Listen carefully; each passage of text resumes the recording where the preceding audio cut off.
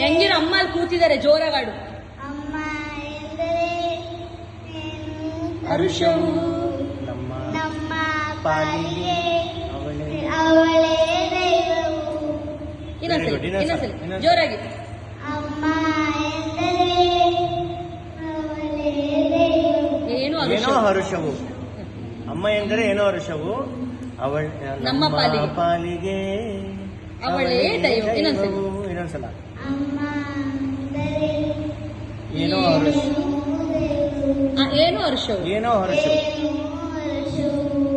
ನಮ್ಮ ಪಾಲಿಗೆ ಅವಳೇ ದೈವವು. ಇನ್ನೊಂದ್ಸಲ ಲಾಸ್ಟ್. ನಮ್ಮ ಅಮ್ಮ ಎಂದರೆ ಎಂದರೆ ಏನೋ ಹರುಷವು. ಏನೋ ಹರ್ಷವು. ನಮ್ಮ ಪಾಲಿಗೆ ಅವಳೇ ಅವಳೇ ದೈವವು. Very good.